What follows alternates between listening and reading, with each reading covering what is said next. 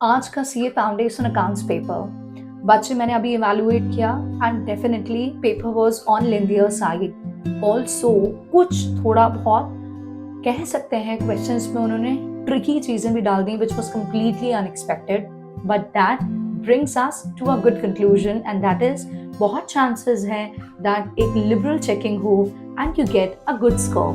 तो इसलिए फिक्र को छोड़ो। अब यहाँ पे मैं तुमको फटाफट से तुम्हारी ट्रू फॉल्स की चेकिंग करा रही हूँ। चेक करो और मुझे बताओ 12 में से कितने मार्क्स लेकर आ रहे हो। पहला तुम्हारा जो क्वेश्चन था it was based on the materiality concept. इसका आंसर है फॉल्स। सिर्फ अमाउंट नहीं, बिजनेस का साइज और नेचर भी मायने रखता है मटेरियलिटी डिसाइड करने में। सेकंड वाला जो क्वेश्चन है उसमें again the answer is false. Income and expenditure में इनकम एक्सपेंडिचर तब दिखाए जाते हैं जब वो ड्यू होते हैं, ना कि जब एक्चुअल पेमेंट्स हो।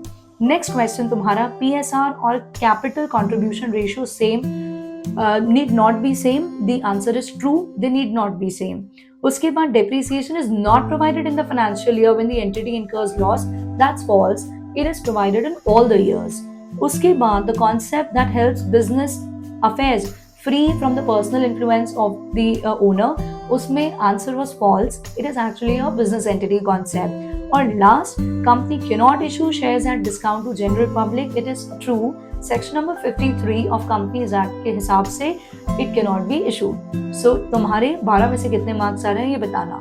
और आज के पेपर को लेकर ज्यादा चिंता ना करना, ICAI है, ऐसा होता रहता है, तो घबराने की जरूरत नहीं है। चेकिंग अच्छी होगी और ओवरऑल पेपर में आराम से इतना पोर्शन तो था ही कि बच्चा 80, 85, 90% तो कम से कम सही करके आ सकता था अगर प्रिपरेशन करी होती तो। और बहुत सारी चीजें हमारी लिस्ट ऑफ इम्पोर्टेंट क्वेश्चन में से ही आई हैं और मेरे बच्चों ने काफी रीजनेबल किया है। तो don't worry and focus on the next paper now.